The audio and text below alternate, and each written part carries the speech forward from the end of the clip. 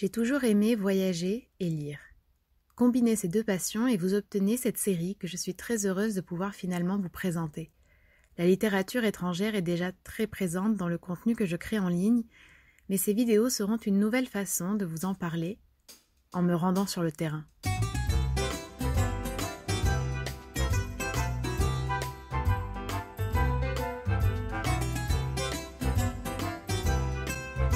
Pour ce premier épisode, je vous emmène dans le nord de l'Italie, entre plusieurs villes, afin de découvrir avec vous une littérature méconnue et pourtant si proche. Premier stop à Milan, qui est l'une des villes qui compte le plus grand nombre de librairies et qui a également été un haut lieu d'ébullition et de création artistique au XXe siècle.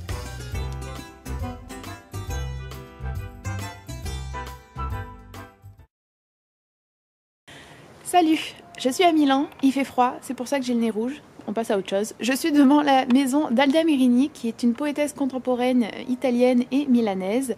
Elle est née en 1931 et morte en 2009, donc c'est vraiment une poétesse contemporaine qui est une figure emblématique de la poésie féminine de notre époque en Italie.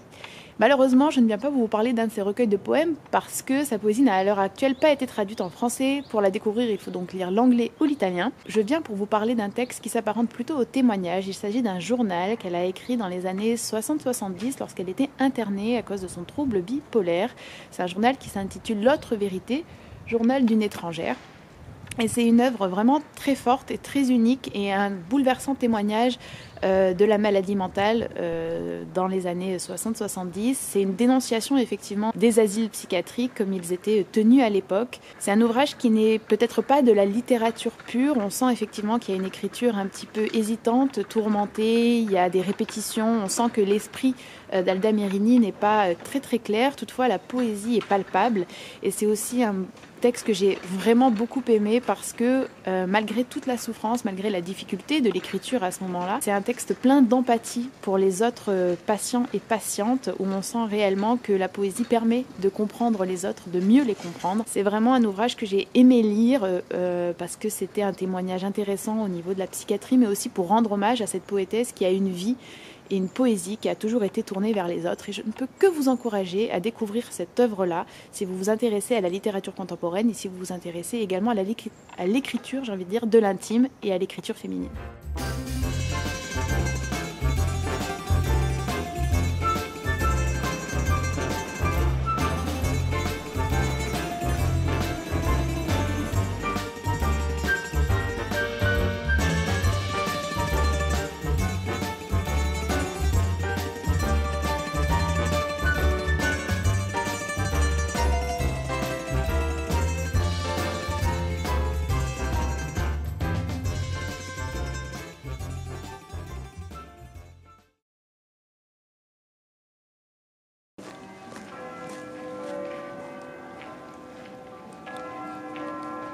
Je me trouve actuellement au cimetière monumental de Milan, où un auteur très important pour la vie intellectuelle italienne est enterré. Il s'agit de Giovanni Rabboni. Alors c'est un poète, mais c'est pas qu'un poète. C'est pour ça que c'est une personne très importante de la vie intellectuelle. C'était un dramaturge, un journaliste, un critique et également un traducteur. Il a par exemple traduit Flaubert, Apollinaire ou encore Racine. Seulement 2 de ses poèmes sont disponibles en français. Comme vous pouvez le voir, la poésie italienne contemporaine est moyennement traduite, malheureusement, en français. Et je viens vous parler de ce recueil, A prix de sang, qui contient des poésies de 1953 à 1987. Alors la poésie de Rabboni, c'est une poésie où on sent réellement toute l'expérimentation au niveau de la forme. C'est un poète qui maîtrise parfaitement les conventions poétiques, mais qui, comme très souvent en fait pour la poésie contemporaine, s'en amuse, cherche à les tordre pour coller au plus près au quotidien. Donc c'est une poésie qui est à la fois très intime, prosaïque dans un sens, et à la fois très universelle et très poétique, malgré des recherches au niveau des sonorités qui sont peut-être un peu faibles, même si ça reste une traduction. Une poésie qui n'est pas forcément ultra accessible, je tiens quand même à vous prévenir, mais si vous aimez la poésie contemporaine, si vous aimez la poésie du quotidien, et si vous avez peut-être un peu plus de mal en fait avec les poètes qui sont classiques et un peu trop lyriques, c'est une œuvre qui pourrait totalement vous convenir.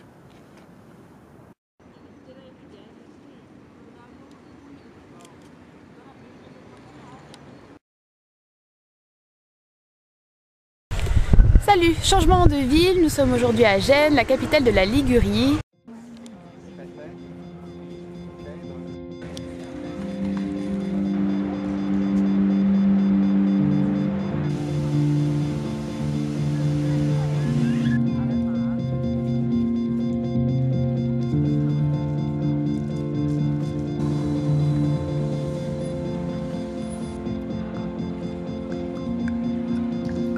La raison pour laquelle nous sommes ici, c'est parce que c'est la ville de naissance de Genio Montale. Alors il a aussi vécu à Florence et puis il est mort à Milan.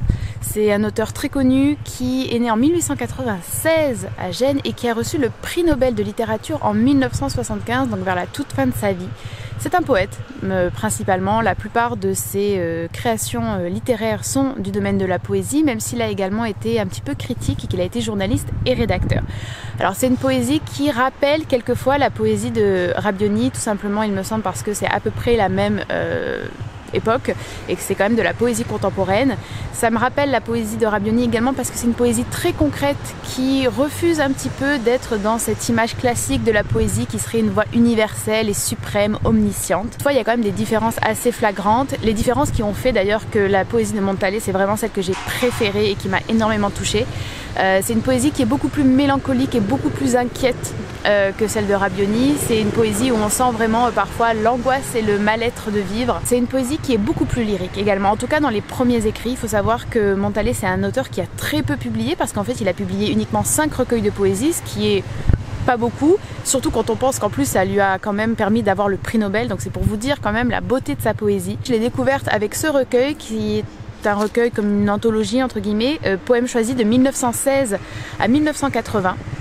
Alors encore une fois, je dois quand même vous dire que c'est pas la poésie la plus accessible ni la plus simple. D'ailleurs, c'est une poésie qui est tellement personnelle et individuelle et qui est tellement relative à la vie de l'auteur qu'il est parfois difficile de se l'approprier, de la comprendre et de la contextualiser, à tel point qu'on a souvent dit que c'était un poète qui faisait partie du mouvement hermétique, de l'hermétisme, qui est à peu près la version du symbolisme en Italie, chose qu'il a toutefois lui toujours refusé. En France, la réception a été un petit peu mitigée au début, en partie par la complexité de la poésie, ce qui a d'ailleurs fait qu'il y a eu énormément de traductions de son œuvre et des traductions qui avaient en fait vraiment une vision comment dire, beaucoup plus pratique de la traduction et qui avaient pour ambition de la simplifier. Et donc on a fait des traductions très très simples de son œuvre pour essayer de faciliter la compréhension. Donc je vous conseille peut-être de faire attention à la traduction que vous allez vous procurer si vous voulez lire son œuvre. En tout cas moi je vous la recommande chaudement, c'est une poésie qui m'a énormément touchée, qui est très belle, qui est ce juste milieu, il me semble, entre la poésie contemporaine et une poésie plus classique, plus lyrique, plus conventionnelle. Il y a un jeu des sonorités, il y a beaucoup d'images presque surréalistes qui sont excessivement belles. Il a été comparé plusieurs fois à Mallarmé, je peux à peu près comprendre pourquoi. En tout cas, c'est vraiment un auteur que je recommande. Il est très peu connu, il me semble, en France, et c'est vraiment dommage. Voilà. Écartés d'ici, les passions font par miracle taire leur guerre. Ici revient même à nous, pauvre, notre part de richesse, et c'est l'odeur des citrons. Mais l'illusion cesse et le temps nous ramène dans les villes bruyantes où le bleu se montre par pans, seulement là-haut, entre les toits. La pluie fatigue la terre, ensuite, l'ennui de l'hiver accable les maisons, la lumière se fait avare, amère l'âme. Quand un jour, d'une porte cochère mal fermée, parmi les arbres d'une cour, se montre à nous le jaune des citrons, et le gel du cœur fond, et en pleine poitrine nous déversent leurs chansons, les trompettes d'or de la solarité.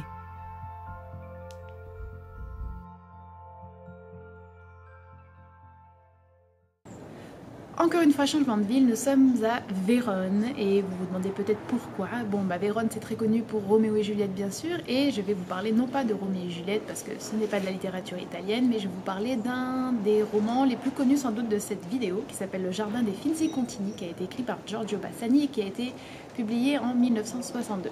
C'est l'une des histoires d'amour peut-être les plus connues de la littérature italienne. Donc, Le Jardin des Finzi Contini, c'est un roman qui est assez connu, il a été adapté en film, le film a été primé également, et c'est l'une des histoires d'amour peut-être qui ressemble le plus à celle que j'aime en général, c'est-à-dire une histoire d'amour où il ne se passe quasiment rien. C'est l'histoire d'amour de deux personnages assez jeunes, de Nicole et de Giorgio, le narrateur qui n'est pas trop nommé durant l'œuvre, et c'est une histoire d'amour un petit peu impossible. Mais au-delà de ça, c'est surtout l'histoire de deux familles bourgeoises juives de la région de Ferrare, en Italie du Nord, qui ne voit pas venir l'imminence du fascisme et du nazisme. Donc ce livre a été souvent interprété comme non seulement une histoire effectivement d'amour, mais aussi une critique de l'apathie de la classe bourgeoise juive face au totalitarisme montant du XXe siècle. C'est aussi une histoire qui est quand même très semblable à l'histoire personnelle de l'auteur, parce que lui-même était issu d'une famille plutôt bourgeoise et juive, lui-même a subi les lois anti-juives de l'époque en Italie. C'est l'une de ses nombreuses œuvres parce que c'est un auteur très prolifique, je suis désolée, il y a des gens qui passent. C'est un auteur très prolifique qui a aussi été critique et qui est l'un des auteurs quand même les plus connus de cette liste. C'est un très bon roman, je pense que c'est un bon début si vous ne connaissez pas du tout la littérature italienne parce que c'est une lecture assez familière, même si elle dépeint également la culture plutôt et les traditions d'un milieu et d'une époque de l'histoire. Seul petit bémol pour moi, la construction des personnages qui est un petit peu faible, mais ça reste quand même un très bon roman et je vous recommande donc sa lecture. Enfin, impossible de vous parler de la littérature italienne sans mentionner Giovanni Verga, qui est un auteur du 19e, 20e siècle et qui est le représentant principal du vérisme, ce qui ressemble un petit peu au naturalisme français. Admirateur de Flaubert, de Balzac, d'Émile Zola, qu'il a d'ailleurs rencontré, il publie plusieurs nouvelles et également des romans. J'ai beaucoup aimé cette plume dépouillée, brute, rude, nue. Si vous aimez Zola, si vous aimez Balzac, si vous aimez le naturalisme, il est fort probable que vous appréciez les écrits de Giovanni Verga. Mais attention toutefois, c'est un style beaucoup plus dépouillé. Cet écrivain qui est né en Sicile et qui a vécu pendant un certain temps à Milan, a ainsi présenté principalement la Sicile dans ses romans, ce qui permet de voyager doublement.